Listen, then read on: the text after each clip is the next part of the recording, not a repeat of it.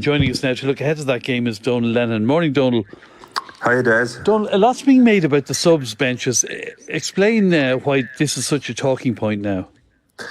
Yeah, well, look, you've 8 subs on the bench, and traditionally used to be 5 forwards and 3 backs. But South Africa under Rassie Erasmus, they tore up that script at the last World Cup by picking 7 forwards and 1 back. So in effect, what it means is you can replace practically your entire forward unit 10 minutes into the second half, and that means you can now pick players who are 22 or 23 stone, who don't have the aerobic capacity to play for 80 minutes. They know in advance of the game that they'll be taken off 5 or 10 minutes into the second half. So the power that you're bringing on is absolutely huge. It's frightening. Yeah, and France have gone 7-1 this time, 7 forwards. Yeah, they have. They did it for the first time against Italy. I've no doubt in my mind they did that with the Ireland game in mind.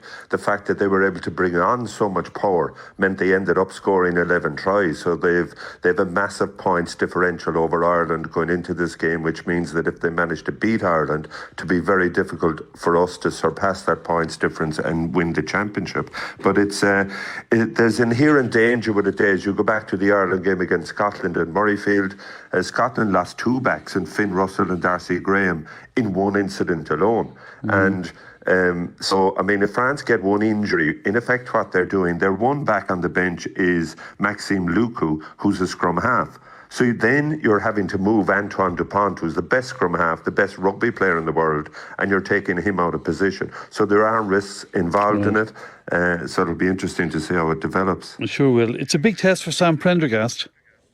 Yeah, it is. Look, there's a lot of focus on Sam. He's only 6 caps under his belt. I mean, Ron Nagara has often said, look, your first 10 caps as an out half, where you're controlling the game, is almost a haze.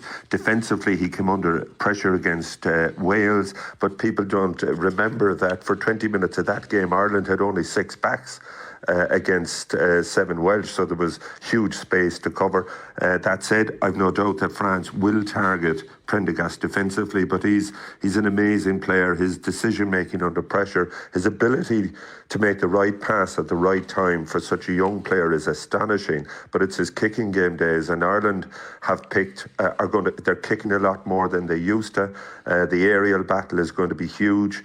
You've Prendergast, you've James Lowe's left boot, you've Gibson Parc kicks from the base of the scrum.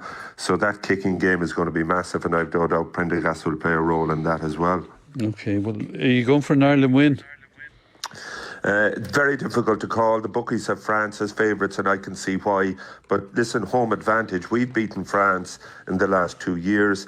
It's a massively emotional day with the 3 lads, Cian Healy, Conor Murray and Peter O'Mahony finishing up. I'm hoping that the emotional wave from the Aviva may just get Ireland over the line, but it's going to be very difficult. All right, Donal, thanks a million. And